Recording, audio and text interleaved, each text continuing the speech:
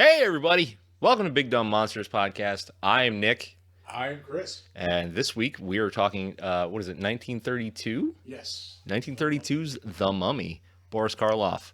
It's all right. I didn't care for it. Chris loved it. I didn't love it. I found myself getting into it. I say this about a dozen times in the episode. Boris Karloff makes this movie. I'm really getting into Boris Karloff. But aside from that, we have our opinion. You may have yours. We'll get into it. Enjoy the show.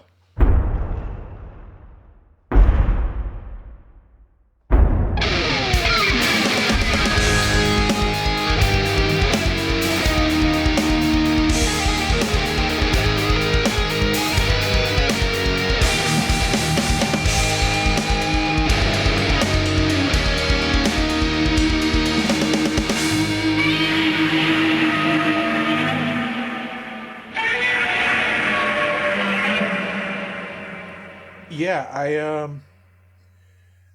I have a feeling we might have had like opposite experiences with this movie. Yeah. I was a little wary going into it.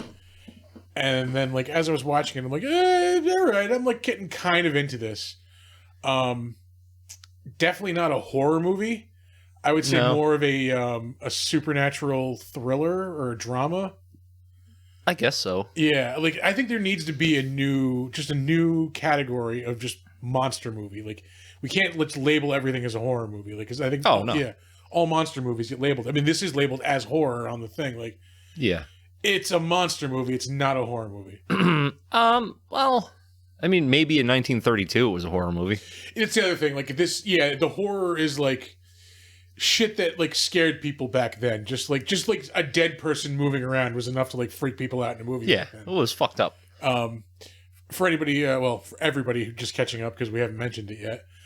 Today we're talking about The Mummy, the 1932 version of The Mummy with Boris Karloff. Yep. As far as a plot recap, I mean, it just starts in the middle of like it's just three dudes sitting in a lab like, hey, we found this fucking mummy like 10 years ago. We're just going to examine it now. And then like the mummy comes back to life. Well, the mummy comes back to a semblance of life, I guess. Well, no, he comes back to life because what's his nuts there reads that scroll. The scroll of Thoth.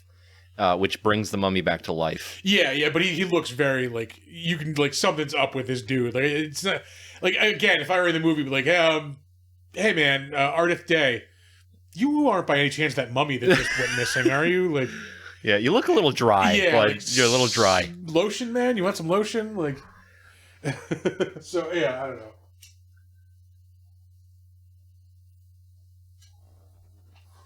know.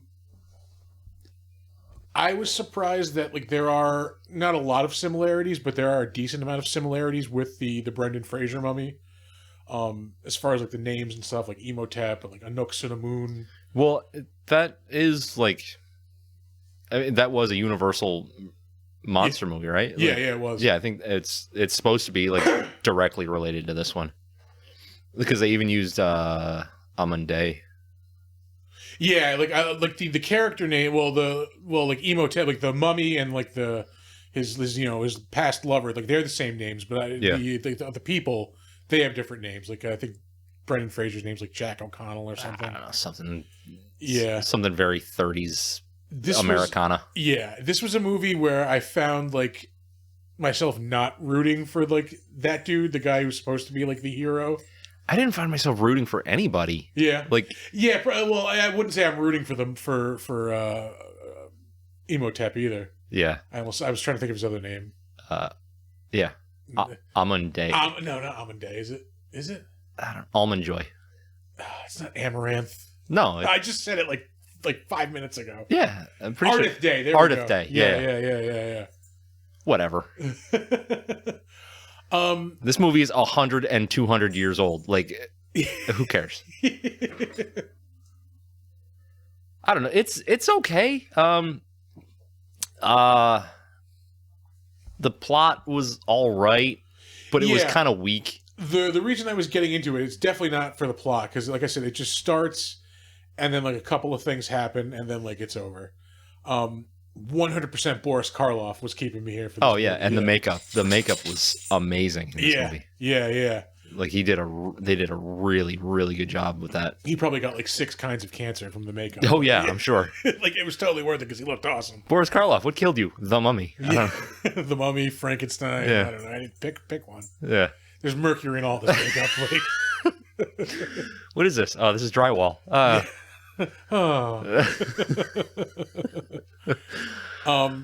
yeah, like I was never like Karloff was never my favorite monster guy. Like I was always big on Dracula and like Bela Lugosi. Yeah, you seem like a Lon Chaney guy. Like the Wolfman, like I don't know, that just Phantom. never really like landed with. Well, that's Lon Chaney Jr., the Wolfman. Oh, was it? Yeah, I don't know. Like I just like that's definitely not my favorite like Universal monster. Yeah. The Creature probably is. Yeah. I'm Frankenstein all the way. Yeah, but since we started doing this, Team Frankie. Boris Karloff has really grown on me, like specifically during this movie too, like because he's very like just brooding and like his delivery of everything is spot on. He's very grim. Like no matter what he's doing, you tend to kind of feel bad for the character that he's playing. Yeah.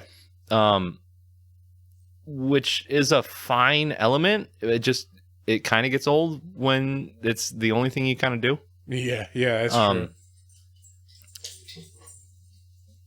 But yeah, like the plot really kind of boils down to old man lusts after young woman old man while watching TV. Yeah, like yeah.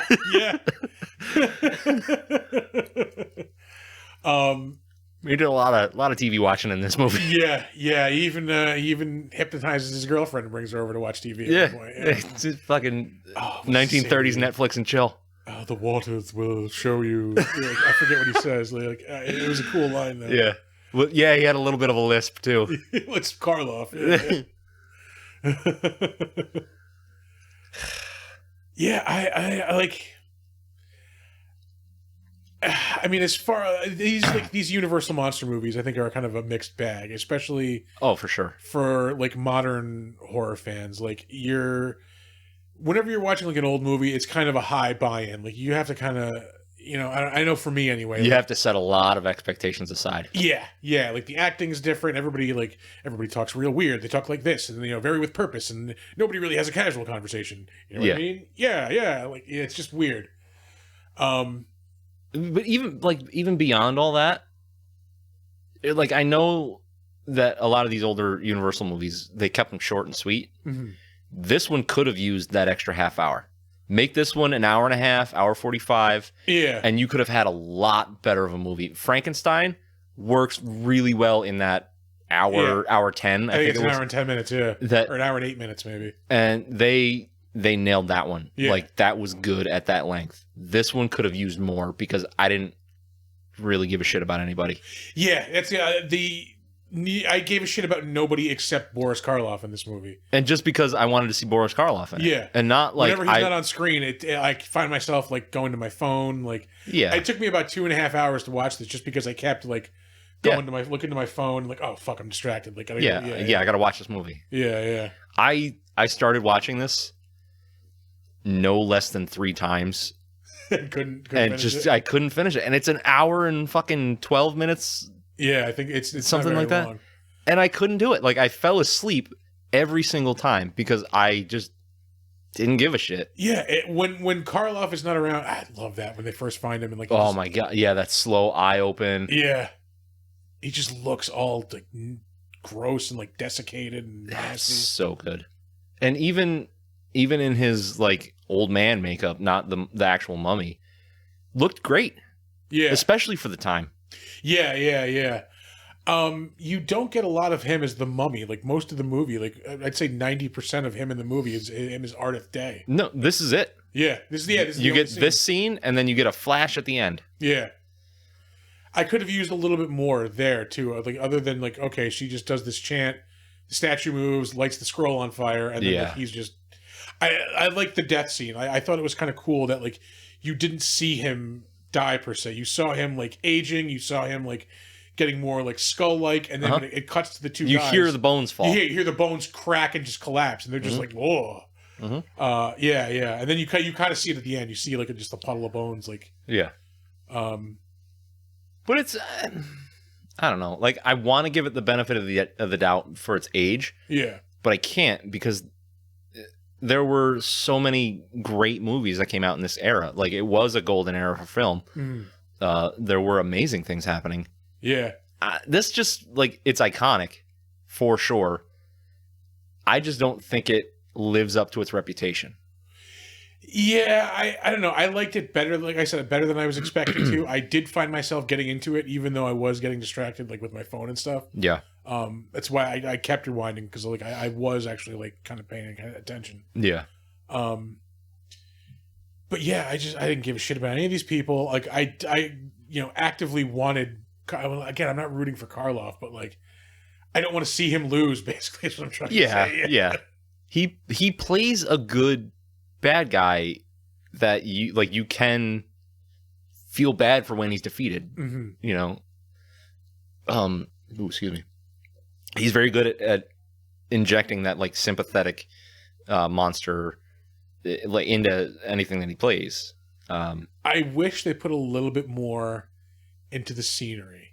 I feel like Frankenstein had like perfect sets with like the labs and like the creepy looking castles. Yeah. Same thing with Dracula, like just the creepy. Oh, and those old graveyard scenes. And then like and this like the ancient Egypt scenes. They were so bad. I felt like I was watching a like show at like Disney or like Universal Studios of them doing like ancient Egypt. Like everybody had brand new uniforms on. Like nothing had any grit to it. Yeah, and everything was just like a smooth surface. There was no detail on anything. Like it's just very like it was like Disney-ish. It was just like very. I think the word we're looking for is sterile. Yeah. Yeah.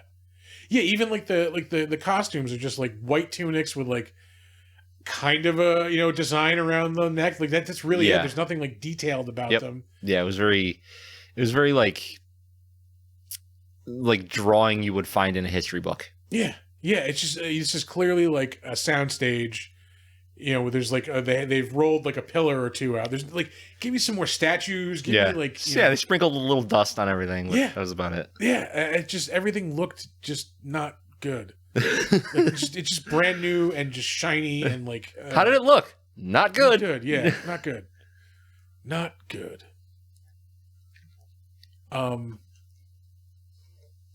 Yeah, but Karloff made this movie for me. I just.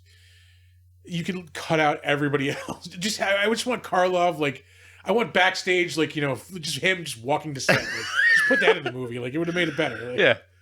I mean, like, I don't hate the movie. I don't hate anybody's, like, acting in the movie. Yeah. But it wasn't, I don't know, like, I went into this with this, like, this thought that this movie is a classic for a reason, and it's gonna be, at the very least, interesting. Yeah. And it just fell flat for me. Like, I love a lot of stuff in the movie. Like, that, when you first see him as the old man when the fez and the super tailored suit, it cuts a very imposing and striking figure. Yeah. The same way it did when you first saw him as the mummy. But then after that, he just kind of stands there and talks. Like, it's pretty much what he does for the whole movie. Just talks very slowly. Getting a lot of mileage out of the Karloff impression. Yeah. This episode. Yeah. I don't know, but I was digging it though because he's very intense when he does it. Like, yeah, that's true. Yeah. Did you like the like when it cuts to him with the flashing eyes and it's obviously like a fake head? I like his powers in general are very ill-defined and like just not very like visual. Like no, like, he holds out his hand. Yeah, he holds out his ring, and you hear like ooh. Is that a theremin in your pocket? Yeah.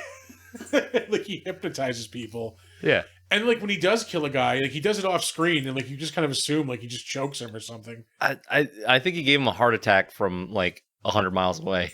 Well, that was the one like the one professor, like when he was burning the scroll, trying to burn the scroll. Yeah, he gives him the heart attack. But there's the guy who finds him in the museum, like the night watchman. Yeah. And like he just kind of, I thought that was cool though. He's very calmly and coolly like, Oh yeah. just putting his things away. And like this night watchman's like in the dark, like you see the flashlight, and Yep. you kind of see him moving, and then like he just kind of walks away, and then like the guy follows him, and then you hear him kill him. Like you don't know how he does it, or like, Yeah.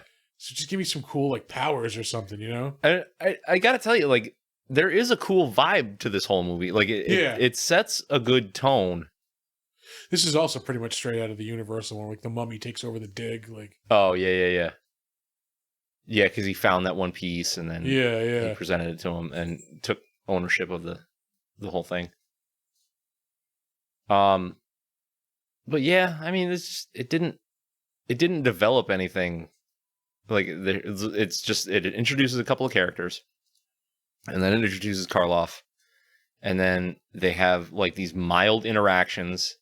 And you vaguely, like up until about the end of the movie, you vaguely get the idea that Karloff, or the mummy character, is a former lover of the formerly, I don't, what the fuck, Helen, that's her name. It was all for you, Helen. Oxenamun. Yeah, like they were former lovers 3,000 years ago. Yeah, like put a little more detail into that story too. Like if they leaned harder into that could have been way cooler. But they just kind of, I don't want to say tacked it on at the end, but they kind of did. Yeah. Where I guess he's like slowly becoming more obsessed with her, and the fact that he could bring back his former lover, but they just don't go far enough with it, I don't think. Oh man, I don't know. Like I liked how they showed like what happened to him basically. Like they like wrapped him up alive. I liked how they were chiseling all the stuff off like the sarcophagus. Yeah, like they vandalized it while he was in it. Yeah. That was cool. Like it was like a purposeful disrespect. Yeah. But yeah, I was expecting more of like a kind of like an adventure-y vibe from it, and it's really talking in like 4 different rooms is the whole movie. Yeah. You're not wrong. Yeah. Like and I don't know about you. I hated her character. Yeah, no, she was not no. She's just insufferable. Yeah. I don't even like looking at her. She was very like 20s hot. Yeah. Well, she was 20s there. Yeah, well, I mean, like, again, with our modern sophistication and standards. Yes. But yeah, she was not a... I don't know, dude, because there were some stone cold foxes in the 20s and 30s. Hey, Elsa Lanchester, man. Fuck yeah.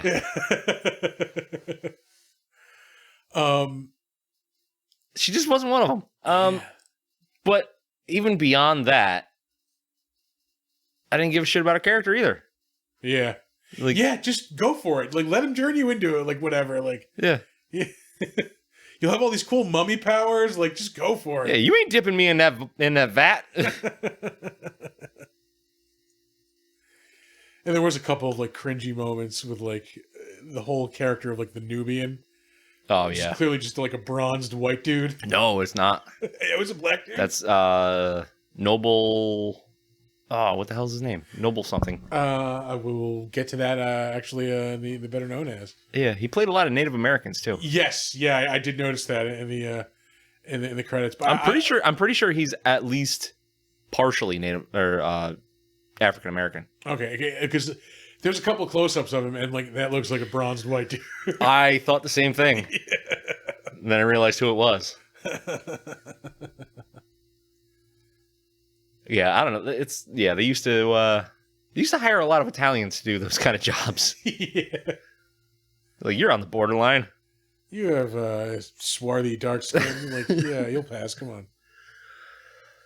I don't know, man. Like, I wanted to like it so much. I want every time I watch one of these Universal horror movies, I go in thinking I'm gonna fucking love this because it's a classic, and it has to be good because they're classics for a reason. And it turns out they're just classics because they're old. They're classic, and they're well known. Yeah, they were cheap to show, like in the '60s, like when like the people that we listen to, like comedians and stuff like that we listen to, were So like that's why we have that sense of them. But like I don't know, I did enjoy this one more than I thought I would. Yeah, yeah. I respect it for what it is. I don't know. You got to rate it. All right. I'm gonna go with a 6. I really did like it. I mean, and it's the bulk of that rating is specifically for Boris Karloff. Yeah. I think he's just awesome in this movie. I think the way he plays Ardith Day, and Emotep, I think it's just perfect. He's just very cool. And yeah, I that's why I'm rating it. 6 because of Karloff. Yeah. Yeah.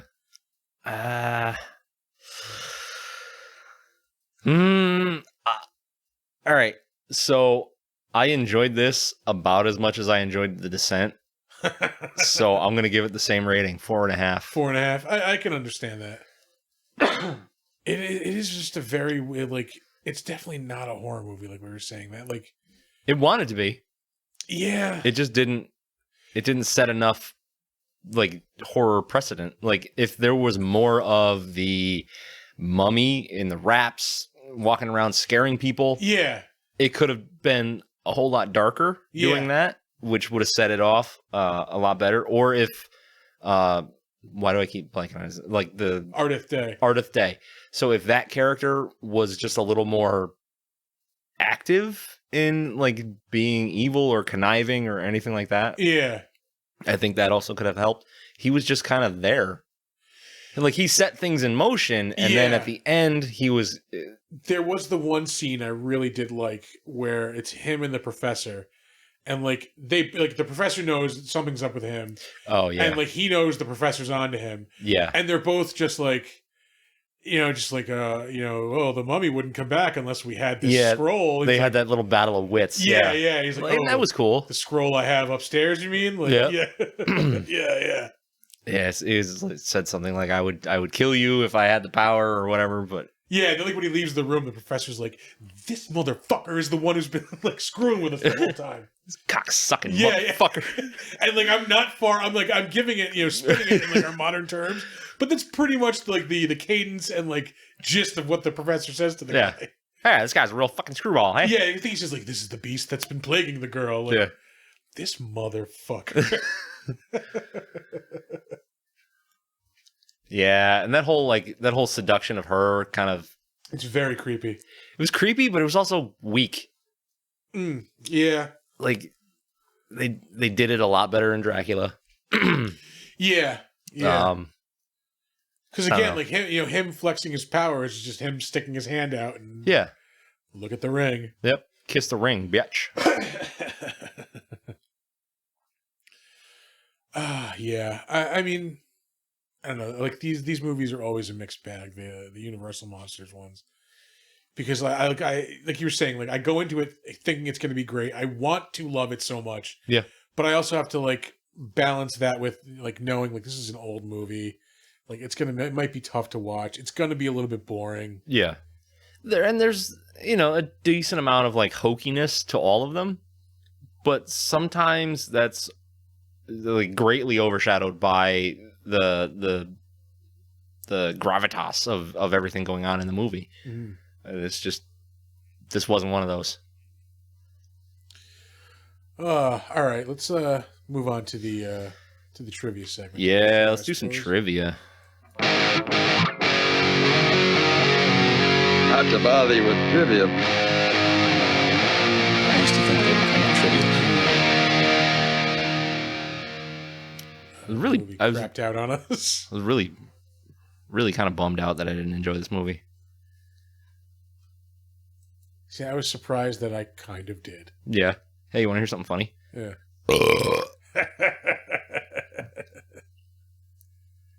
I the imagery of this movie is so much better than I think the actual movie. That fucking poster is amazing. Yeah. Oh yeah. They all had amazing posters. I almost said poosters. The poster. The poosters are so good. And we were talking about this on Gilbert Gottfried's podcast recently. These were all just cranked out by like, just studio artists like hired to do like this is work for pay. The posters? Yeah, and like they're all sure. like these amazing like pieces of art. Yeah. But this I think is one of my favorite. Like it's just such a cool fucking look. Him like, Mm-hmm. Him is when they first open the casket, that look is just awesome, and Yeah. even the lettering is just really dramatic and That it comes to life with the exclamation point is iconic. It's just so good, and it's super bright Technicolor. Yeah, and you don't really expect that in a horror. It is very imagery, very bright and blue, and like there's the girl in the red dress, and it's just everything stands out, and it's just so fucking good. Little bit of trivia on that poster, actually. All right. So to start this off, the discovery of Pharaoh Tutankhamun's tomb and the alleged curse it contained inspired Universal to make the film. In fact, when Howard Carter opened the sarcophagus of King Tut in 1925, screenwriter John L. Balderston was present as a reporter for the New York World. All right. So that's pretty sweet. Yeah. The main theme music to the opening credits is the exact same movement from Swan Lake used to open Dracula 1 year earlier. I thought that sounded very familiar. Like, okay, that. I gotta say, they did choose really good music for this movie. The soundtrack fits it very, very well. Yeah, for sure. I knew that song sounded familiar, and I even thought, like, is this from Dracula? No shit. Yeah, man. So the film's poster holds. I don't know how accurate this is as of right now, but according to IMDb, the fact source extraordinaire, the film's poster holds a record for the most money paid for a movie poster at auction, more than $453,000. Damn. Huh. Yeah. Worth it too, because that is again a badass poster. Yeah. So Ardith Bey, the name Imhotep assumes after his exhumation, is an anagram of death by Ra. I knew, that's got to be something for death something, and I couldn't figure it out. Death by Ra. That's all right. Yeah. So I don't know if that's on purpose or if that's just like happenstance, but I can see it. I don't know why this just popped into my head, but this was another thing that at first it kind of annoyed me, and then like when I kind of put it into modern terms, like, maybe that'll be cool.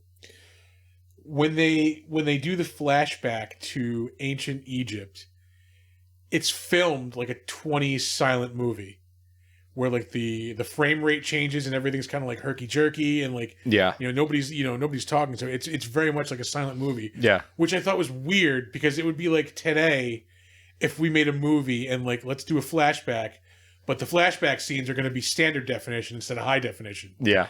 And then I was like, wait a minute, and like might look kind of cool. Yeah, and like a 4:3 ratio. Yeah. yeah. I mean, because you think about it, like, this is 1932, so that style that they're imitating is 10 years ago. Not even. Yeah.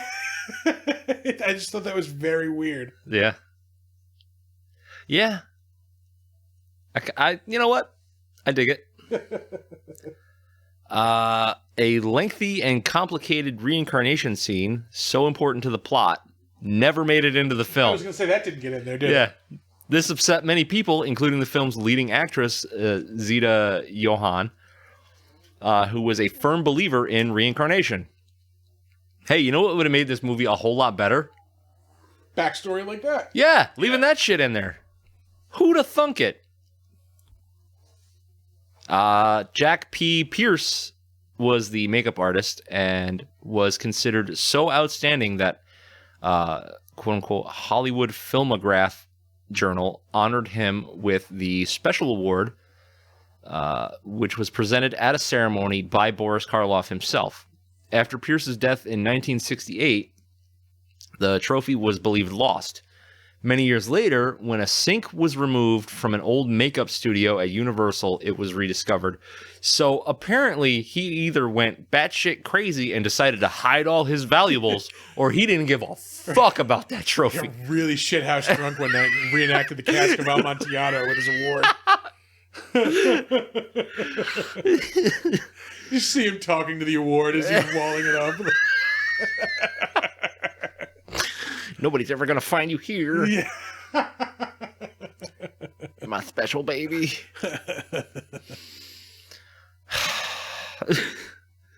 When Zita Johann declined to have her option picked up by Universal because of the unpleasantness during filming, her billing was demoted from co-star to the top of the supporting players.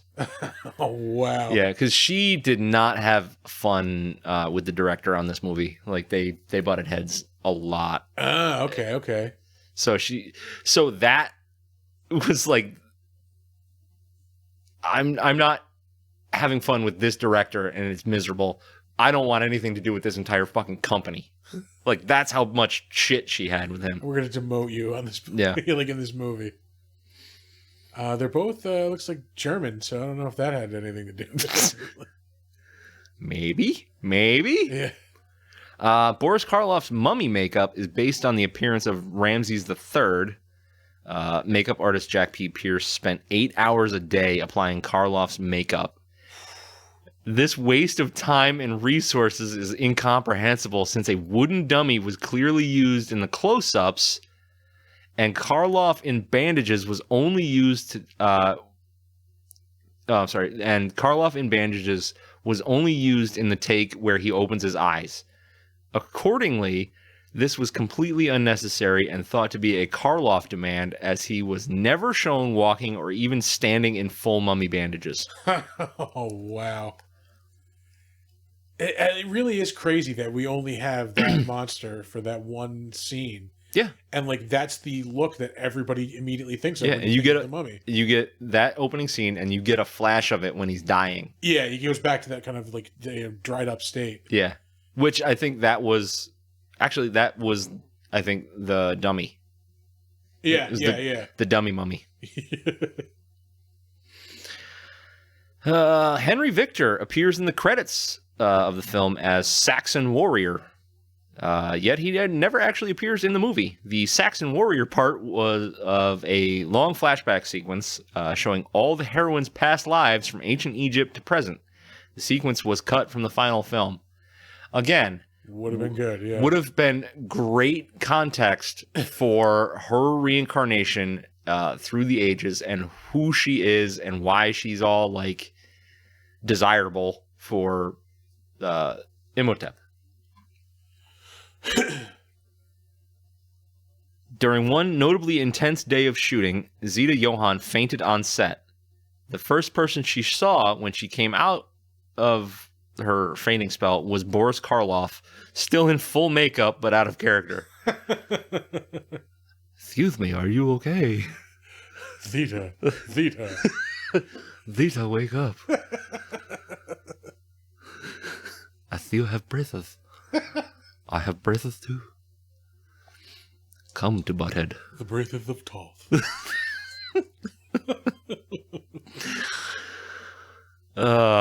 Love making fun of a dude who's been dead for 70 fucking years. We're not making fun of him. We're having fun with him. Yeah. I'm doing it as a fan. Yeah.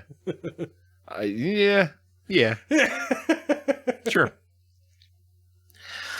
Okay, working titles for the film included Imhotep and King of the Dead, both of which strong titles. Not the Mummy. The Mummy is just like right there. Boom. In your face. Yeah. Laid it right out. Yeah. And it fits in with all the other, like, monster movies. Like, just Frankenstein. Yeah. Dracula. Yeah. The Wolfman. Yeah. Yeah. The Bat. The Black Cat. Black Cat returns. The ring Boris Karloff used was long believed to have been in the possession of Forrest J. Ackerman for many decades. Oh, the famous monsters guy. However, This was debunked in September of 2017 by Irene D., who uploaded a video showing both rings in extreme close-up. Fories was a lot smaller and had too many discrepancies that in no way matched to be Karloff's original. Oh, that's a bummer. Yeah, incomprehensibly, a fan paid 5 figures for Ackerman's counterfeit movie prop. Well, I mean, like at that point, you could rationalize it. Well, it was owned by Forrest J. Ackerman. Like, Yeah. I mean, like, I don't know if that's worth $5,000. No. Yeah. No. 5 figures. Oh, yeah. So at least 10 grand. Yeah. For a phony ring owned by a magazine guy. Who had some questionable interests in preteen girls. Yeah. And finally, Boris Karloff remarked years later that the makeup he wore for the mummy was even more uncomfortable than that of the Frankenstein creature. That I can definitely understand. I mean, because it is just like caked on him. Like, Oh, yeah, it's thick. yeah. They applied it with like a shotgun. Yep. You know what? In the 30s, they probably did. Like, no, we took the gunpowder out of it, but it's still Close gonna. your eyes, Boris. Blammo. Pardon me whilst I get a beverage. I could also use a beverage. Oh shit, Surly Duff is out of my reach. Oh no. This is behind the scenes podcasting, folks. Inside baseball right Yep. here. I'm tired of these Cujos. We're drinkers. We moved on. If you were here you were here for the beginning because we were recording it. We've moved on from the Samuel Smith's oatmeal stout. We are now drinking Flying Dog Cujo cold brew coffee porter. Yeah. Because we're Drunks. yeah, that's the one. Yeah. You're throwing shit at me. Because I don't want to bump into the microphone. Again? Yeah, again. Exactly. Again. Okay. Well, I was going to start. Look, folks. There's not going to be a lot of stuff you've heard of this week. I've actually got a few entries, and I'm really stretching it as for the reasons why I saved them. I saw a couple through here that I did recognize. Yeah. This is the director. I'll start off with him, Karl Freund. If you are familiar with monster movies, you know the Universal monsters, you've probably seen him. He was the cinematographer on Dracula. He also has a directing credit on Dracula, and it's uncredited. So I don't know if Todd Browning fucked up or was just slacking off. He might have done some B-roll shit. Yeah. So he's listed there. As far as other notable directing jobs, I think just that and The Mummy are the only ones. He was working, beginning in 1911 in movies. So didn't I saw Well, I was going to go to one in 1920. He was the cinematographer on The Golem, which I believe is like the first horror movie, the first monster movie. I think so. Yeah. I thought I saw Metropolis in here somewhere. He was, I was to say, he's the cinematographer on Tropolis. Tropolis. He filmed Metropolis. He was the cinematographer on Metropolis. Anything? That movie's so fucking weird. Yeah, it's one of those like public domain movies, so you can just find it anywhere. Yeah, it's always on like PBS in the middle of the night. You can watch it on YouTube. Yeah. We mentioned he was the cinematographer for Dracula. This beer, even weirder than the other one. Oh, come on, man! My You failed. Yeah, I fucked up today at the beverage center. It's not bad, but it's drinkable. I kind of like it. Do you? Yeah. Oh. It's not. Again, it's not like as thick and syrupy as like I was expecting it would be. Well, it's a porter. Porters Yeah. really. Anyway, back to the stuff we're really here for. Yeah. We'll step away from beer talk. Another reason why I saved him here, he is listed as the cinematographer / cameraman, director of photography for like 152 episodes of I Love Lucy. I love him. Yeah, 115 episodes as the cinematographer, and 37 as the director of photography. I cannot tell you how much I Love Lucy I have seen in my life. Really? Yeah. I don't know. I used to watch it with my grandmother all the time.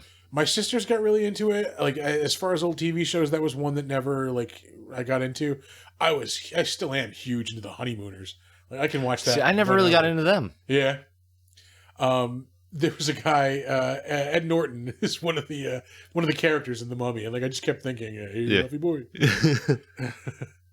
But yeah, 152 episodes of I Love Lucy. I thought that was interesting, as well as you know The Mummy, Dracula, and the Golem, which is all of them are like horror like hierarchy. You know. So this dude is like a 20s to 50s like heavyweight. Yeah, for sure. I'm digging this Cujo. It's got a weird aftertaste. It's coffee. It's all I taste is coffee. I don't know. I drink a lot of coffee. Maybe that's why, because I don't drink a lot of coffee. We mentioned Boris Karloff, who is, again, another just horror royalty. Oh, for sure. Yeah, I mean, Frankenstein, he did Frankenstein, The Bride of Frankenstein, and Son of Frankenstein were his 3 Frankenstein movies. The Black Cat, Black Friday is listed on there. Didn't he do The Raven also? I think so. I mean, he was acting up until 1971. None of these movies anybody's ever heard of, but he was still in them. Okay, I won't tell you that I've seen a couple of those then. I mean, everybody knows How the Grinch Stole Christmas. Like, oh, yeah. That's one of the... I'm not like big into like Christmas tradition, but there are 2 things that I have to do. It's officially not Christmas until I've watched The Grinch and I have heard Christmas in Hollis by Run DMC. And I can't just play Christmas in Hollis. Like, I have to come across it in the wild. You have to experience it. Yeah, like on the radio. Those are the 2 things I require out of Christmas. You know what I require out of Christmas? Nothing, because I fucking hate it. It looks like he was in an episode of The Wild Wild West, which Woof. I understand was a better TV show than it was a movie in the 90s. Yeah, he was in The Raven. Yeah, The Raven. Dr. Scarabus. Quoth the Raven. Frankenstein, 1970. I don't know if it's in 1958 that was made. Okay, but he played Victor von Frankenstein in that one. I mean, we did this when we did the Frankenstein episode. Yeah, I'm just we didn't. We didn't. Because we didn't do it. Yeah, we didn't have this that segment then. Yeah. He was in Abbott and Costello, Meet Dr. Jekyll and Mr. Hyde. I don't know if I've ever seen that. Those were so good. I love Abbott and Costello Meet Frankenstein. It's not only a good comedy, it's a good horror movie. Yeah. Hey, Abbott!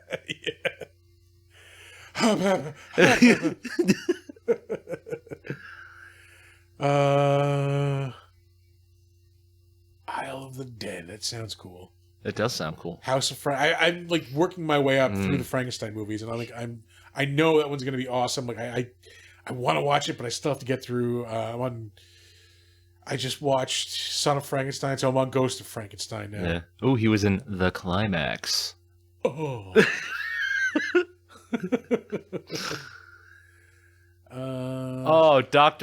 Mr. Wong in Chinatown. Yeah. How racist was that?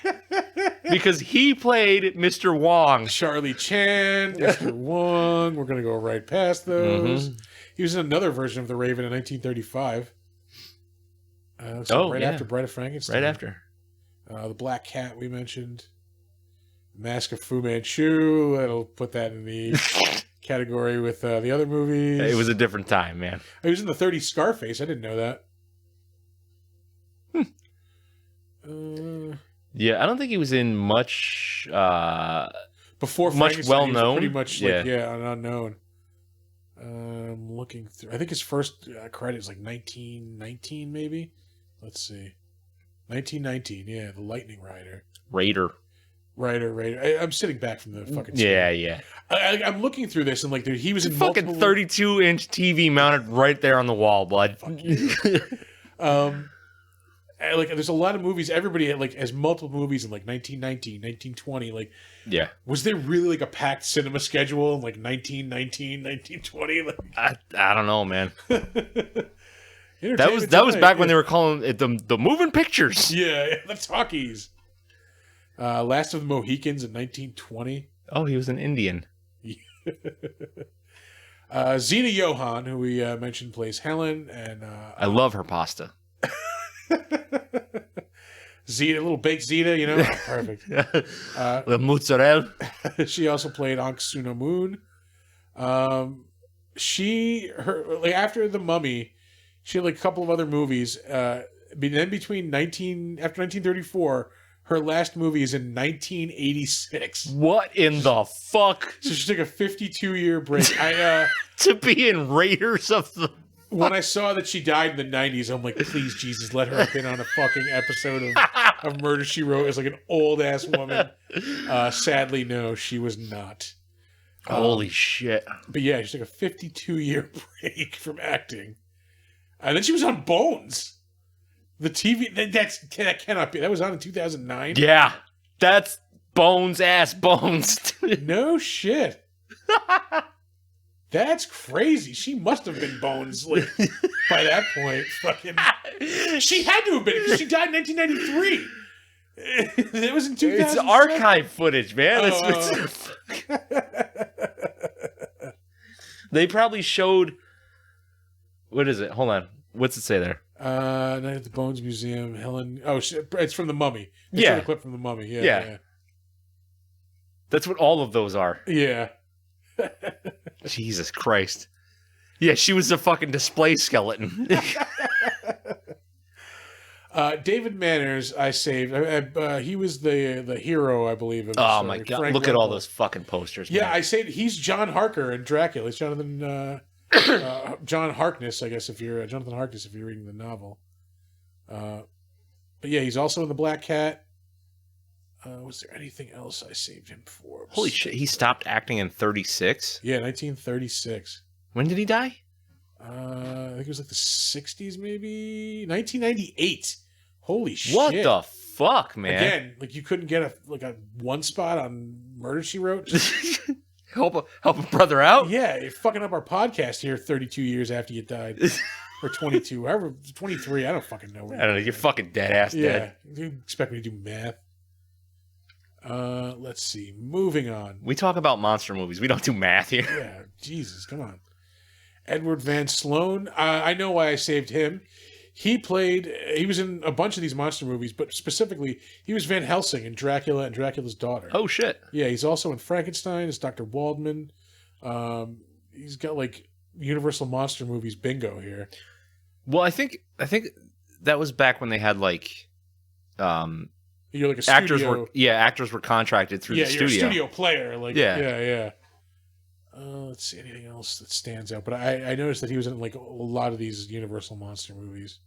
Yeah. Going back to those like studio players and stuff, like you would see references to that in like old Looney Tunes cartoons and stuff, where they'd be like the actors' cafeteria and shit like that. Yeah. And it'd be like Boris Karloff having lunch with like Humphrey Bogart. Yeah. And again, his credits go back to 1916. Fuck. That is so crazy. Noble Johnson. That's what we were talking about. That's the one. Yeah, man. African-American movie actor. Yeah, he was in a lot of stuff. King Kong he was in. He was one of the natives. I think he was like the native chief. He's been in a shit ton of stuff that everybody has seen. Yeah, again, going back to 1915. Get the fuck out of here. That's the second oldest one. He was in 1916's 20,000 Leagues Under the Sea. Oh, yeah, read that one right there. Which one? Oh, you see it. Oh, yeah, in 1916, he was in The Realization of a Negro's Ambition. Again, folks, fuck? like, yeah, signs of the times. There's a couple other ones I wanted to mention, and I'm just slowly going through here. Well, you're not going to see him in 1921, so. Yeah. Robinson Crusoe, 1922. Oh, yeah, he plays Friday. The Ten Commandments, the 1923 version, not even the Heston one. Which I, for some reason, love that movie. I'm not a religious person. Like, it's always on at Easter, and like I'll always watch a little bit of it. It's a fucking epic movie. It's a good movie. Ben-Hur, 1925.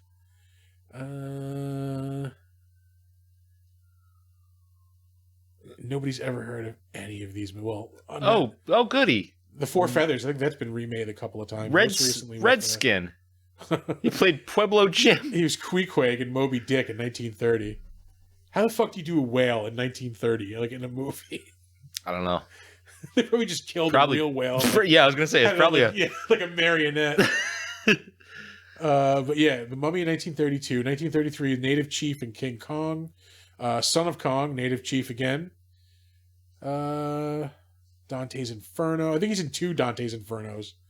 One in the 30s and again another one later on. Mysterious Mr. Moto. Hey, Wee Willie Winky. Drums Along the Mohawk.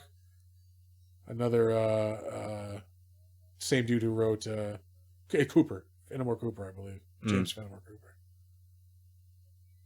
The Jungle Book in 1942. And all these, he's playing like Sikh, Tecumseh, Native Chief. Yeah, he he was not a very dark, like they painted him for the Mummy, but he was I don't know, like darker of skin tone, but like like he's got that he weird looks very complexion. Eastern European. Like he looks like he'd be like Armenian, like if you were like judging by today's standards, I guess. Yeah. All right, moving on. Leonard Muddy. Why did I save you, Leonard? Captain Blood. Yeah, he was in Captain Blood, which is the movie I believe that's playing in Goonies. When hey you guys, like he slides down the sail. Yep. Oh, this is why I saved it. He was in Star Trek: The Original Series in 1966. Sweet. In this movie, in The Mummy, he plays Professor Pearson. He was also in The Untouchables. I noticed The Untouchables TV show came up on a couple of credits here. Yeah. I never saw the show, but God, I love the movie from the 80s. Oh, yeah. Yeah, the Brian De Palma Untouchables. With Billy Drago. Yeah, Billy Drago, Sean Connery, and even Kevin Costner manages not to fuck that up. Hey, is it just me, or like anytime you see Billy Drago on anything, you're just immediately uncomfortable? It's very like unctuous, like dude, just like just like ugh. Uncomfortable. Yeah, it's just like you are a pee-pee toucher. I know it. Your friend, he died like a pig. He's screaming like a pig. He was in Sea Hunt. That was the show with not Michael Douglas, Kirk Douglas, I believe. I don't know.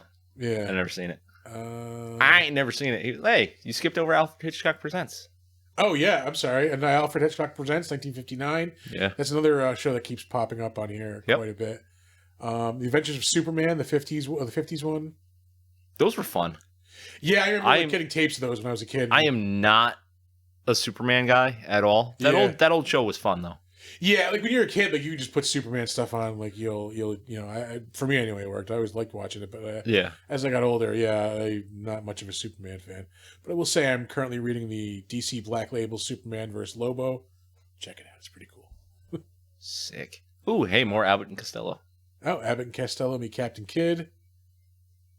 I wonder if that's the same. No, it's not Captain Kidd. It's Captain Blood. Never mind. Yeah, I'm being pirate racist. About racist, but awfully uneducated. Let's see. Anything else stand out here? I don't know. Dude, these are fucking grim. Hey, Charlie Chan's Murder Cruise. I've heard of that. The Adventures of Sherlock Holmes. That's a movie people have heard of, I'm sure. Nancy Drew, 1939. I didn't realize that character's been around that long. Holy Christ. Must have been brand new. Mysterious Mr. Moto again. Hello, Moto. Dropping that hot new Nancy Drew book on you. The Adventures of Robin Hood. That's the one with Errol Flynn. That's 1938. Is that the one? Yeah. Let me just double check, but I know I looked at it before. Yeah. Yeah. How many Robin Hood movies did he do? Couple, at least. Yeah, I don't know. That's the one. They were fun. The big one. Yeah. That is a good movie if you haven't seen it. Actually, pretty much anything with Errol Flynn in it was fun because you knew it was going to be a fucking badass adventure movie and him doing crazy stunts. London, but no, I'm thinking of I thought there's that lost like Lon Chaney vampire movie. I think that's London After Midnight. Oh, it could have been. Hey, that's a cool ass goth band, by the way. Oh, all right. Yeah, probably. If anybody's wondering, That's a cool ass goth band. It's supposed to be a really, really great like classic horror movie, but it's just lost to time apparently. Oh, really? Every now and again you'll hear like, oh, there might be a print of it. Like, it just never shows up. Oh, The Mystery of Mr. X. All right, dude. Like, I've never been so disappointed in a whole set of credits before. Yeah, it was rough this week. I'm not gonna lie. Eddie Kane. Why did I save Eddie? Let's see. Oh, The Untouchables again. That's probably why. Oh, yeah. Showed up there. There was somebody else who showed up in it. The Ten Commandments, 1950s one. The Honeymooners. That's why. Oh, yeah. Yeah. He was in an episode of The Honeymooners. In The Mummy, he was, I want to say, an uncredited role. I just saved it because he was in The Honeymooners. Oh, he was in the 40s Batman. Sick. Wait, no, is that like Batman? Like, those were like the serials. They used to show them on AMC on Saturday mornings. okay. Yeah. I don't know if there was like a shitty old movie called Batman that had nothing to do with the character of Batman. No. Yeah, this is getting pretty slim pickings. Hold on. Did I see a movie called Tramp, Tramp, Tramp? Yeah, I did. Tramp. He's the uncredited doctor in that movie.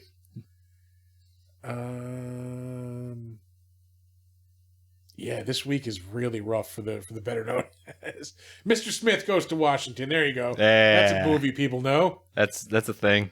I feel like we're not doing our best work this episode. I feel like it's hard. we really got to step it up next week. We got to pick a better movie. What are we doing next week? I think we have Child's Play. Oh, Christ. Yeah. I am still picking through this dude's credit. You know what? We're giving up on him. Yeah, fuck He was it. in The Honeymooners, all right? Watch The Honeymooners. If you're into 1933 and you haven't found anything good, you're not going to find anything beyond that. Let's see. He was in 1928's hottest movie, Retribution. And that is going to do it for the better known as segment this week. This is going to be a short episode. We're just under the hour mark. That's just our recording, pre-editing. So who knows? Yeah. It's going to be like a 45-minute episode. Nah. We'll be about an hour. On to the crapshoot. I feel like this movie almost has a better reputation than it actually Oh, 100%. actually deserves. 100%. Again, I didn't hate it. I feel like I keep saying that for the past couple of weeks, but all the movies we watched. No, because Ghoulies was like 3 weeks ago, and I fucking hate that movie.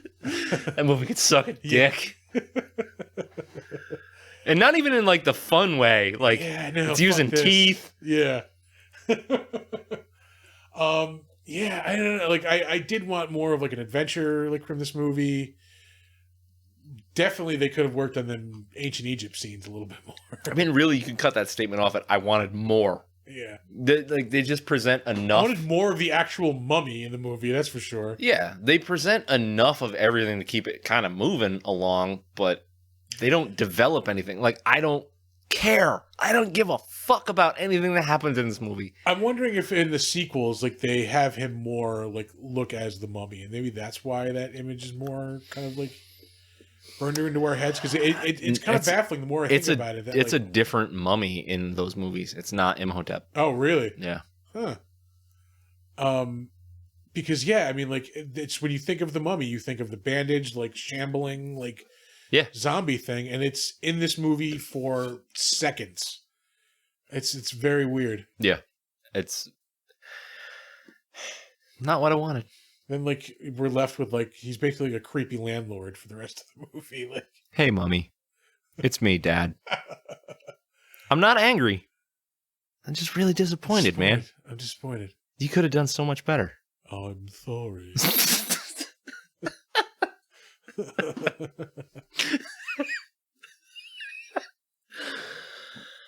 I don't know. Ah, Christ. I want to do more of these classics, but at the same time, like, we need a break.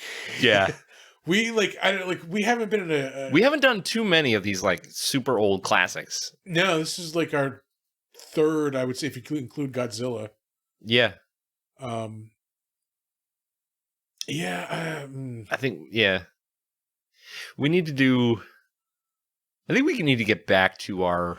We need a good like bread and butter like 80s or like Child's Play is close. I don't know, like that for me is was never one of my favorites. I mean, like, it's a good horror movie, but it wasn't one like I always went back to a lot. No, I'll tell you, I watched the fuck out of the third one. Yeah, that's the one in the military school, right? Yeah. And I only did that because I had it recorded from TV on VHS. Yeah. But we need I think we need to like change the schedule because we have a couple of good things in there, but we have the one we keep moving around that I really really want to watch. I don't want to give away what it is. We'll get there. Yeah. But that looks like it's coming in early December now. Oh, I know what I was going to say because we're in the crapshoot. We can just talk about anything now. Yeah. I'll give this away. We're going to do Gremlins for the Christmas movie.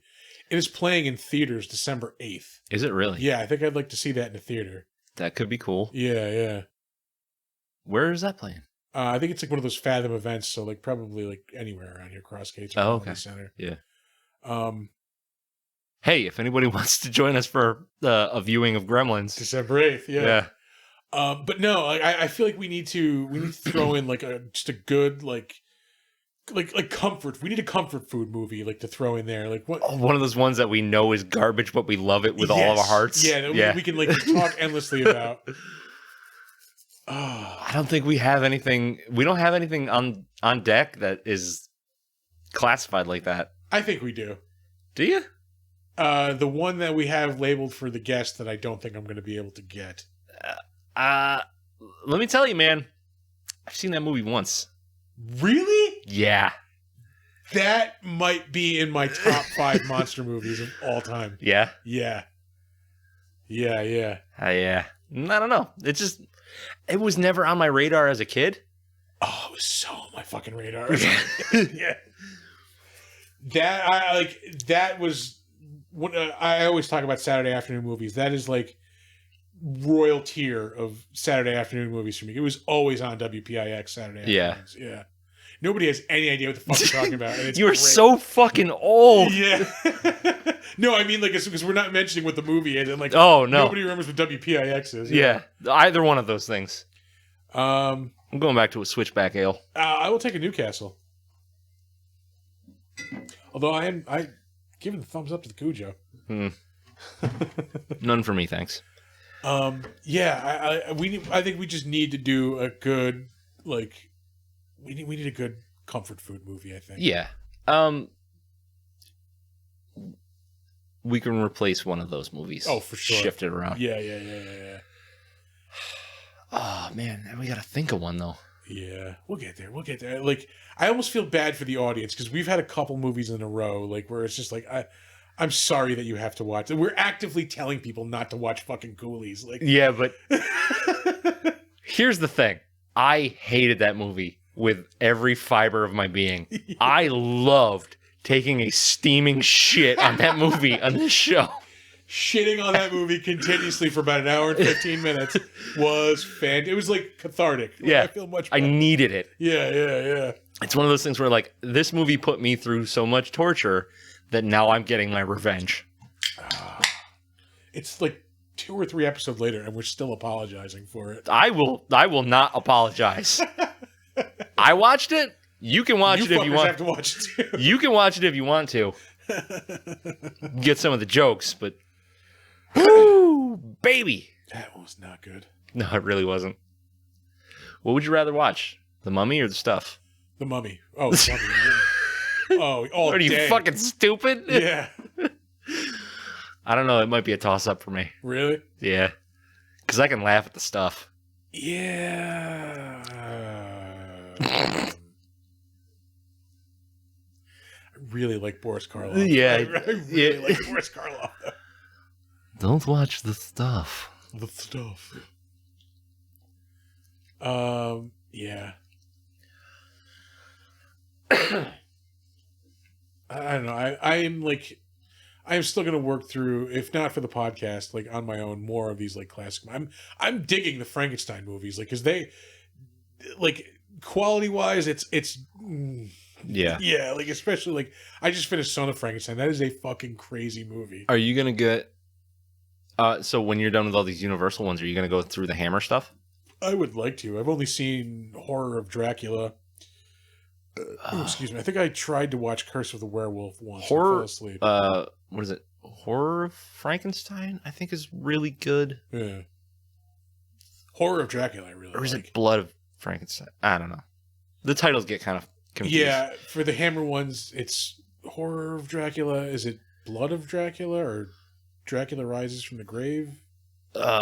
Those are all. I think those are all titles. And then Dracula 1970 is the third. Like, Was it Dracula AD 1972 or something? It's fucking weird. Yeah. That's usually rated as one of the weaker ones too. But yeah, those movies are a step up in terms of like actual horror. Yeah.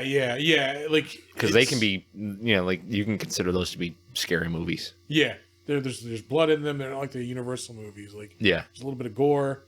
Well, yeah. What is it? Blood of the first Dracula movie. Like the first time you see Christopher Lee as Dracula, he's got fucking blood coming out of his eyes and shit. Yeah. It's intense. He had that awesome fight with him and Peter Cushing at the end. Yeah. Man. I think it would have been so cool to be a young person back in the 70s, in like the heyday of a lot of these movies coming. Like, not these movies as in like Karloff Mummy, but like the Hammer. The late Universal movies, the early Hammer movies.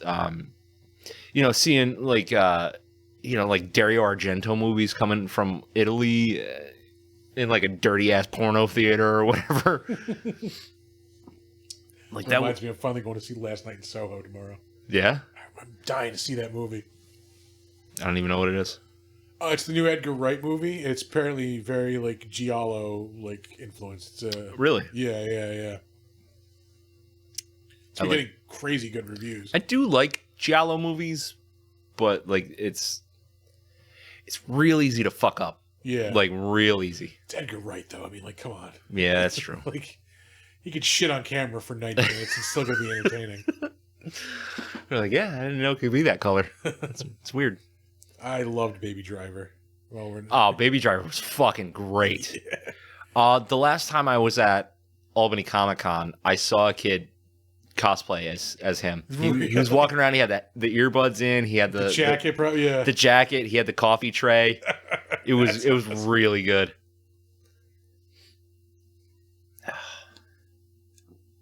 I think that's it, man. Like, I don't know. I'm not. We definitely need to take a break from the Universal movies. Yeah. And it's not like we're doing a lot of them. It's just, It's just that, like, they're homework. It's very much homework. They are. Like, I didn't... Yeah. We've been doing a lot of movies lately where it's like, I have to watch these movies, not I want to watch these movies. Yeah. I think we had it good for a while where we were just picking, like, awesome fucking movies. Yeah. And, like, now we're getting into, like, shit that's here's not quite Here's awesome. Here's a little more behind the scenes. The way we used to schedule this was like Thursday we would go, what movie do you we need to watch a movie for this week? What movie do you want to watch? And we would go, I don't know, how about, and then something that we like. Yeah. And then the other guy would go, perfect. And we'd watch it and record on Saturday or Sunday or whatever, and then done. Now we have a list that's like 10 movies deep, and we're trying to do it pretty varied, we're like halfway through it too. Some good stuff, some garbage, like whatever, like trying to keep it interesting. And we're not always going to like these movies. We're going to give it our best shot, like everybody likes, Gremlins. Everybody likes. Yeah, I feel like the stuff we do pick, there's at least a cult following. Yeah, everybody likes Night of the Living Dead, like things like that. But we're gonna get into some garbage, like real garbage, like that one that we've got scheduled for January 1st. I don't even remember. I don't think I can turn all the way around. I don't even remember what that movie is supposed to be about. Oh yeah, this is the one we saw just like on whatever streaming service we had on. And we're like, we got to do this movie. Yeah, I don't care how that bad looks like a fucking trash pile. Yeah, I don't know if we're doing that one. Oh, we will. We will. And like seriously, if you guys can think of movies that we should watch that are Yes. either amazing that you want to hear us like praise, or are just complete garbage that you want to hear us like take a steaming dump all over, I'm willing to watch whatever. Yeah, let us know. Yeah. So you can send those suggestions to our email at bigdumbmonsterspodcast@gmail.com. You can find our website at www.bigdumbmonsterspodcast.com. You can find us on Facebook. That's right. Yeah, you could smell us on Facebook after that. Foul. Find us on Facebook, Big Dumb Monsters Pod. Tweet at us if you've got a movie suggestion and you feel just like tweeting. We are at dumb_monsters. And you can find us on Slasher at Big Dumb Monsters Podcast. I think that's all of them. Yes. Yeah. Yes. Yes. Yeah. Be sure to give us a like, a star or two. Rate, review, whatever. Rating, yeah. Because the more you guys do that, the more other people will find the show, and the more that they can do that, and then the more people find the show, and they tell two friends, and they tell two friends, and they tell two friends. That's right. So that's how we keep this train rolling. Exactly. Otherwise, it's just the sweat of our ass and beer. Which just creates more ass sweat. Yeah. It's a vicious cycle, folks. Yeah. It's kind of gross. Kind of wish I didn't make that analogy. Oh, that beer is good, though. Yeah. The Mummy. Check it out. Or don't. I don't care. Yeah, I say check it out. Nick's like, Yeah, I'm on the fence, man. Like, hey, you could love it. You could love it. Like, absolutely. I was genuinely into this. But again, just for Boris. As soon as Boris Karloff was gone, I'm like, well, what's going on Facebook? Yeah. Yep. Like a dog with a bone. But anyway, that's our show. You know what else you can do also is give us beer suggestions also. Ooh, yeah. Yeah, beer suggestions, because at least I think we're kind of varying it up each week. We always bring stuff, like new stuff in. Yeah. So yeah, give us some ideas on that front also. Yeah. All right, guys. Enjoy your week. Thanks for listening. We're getting out of here with one more Karloff. Bye-bye.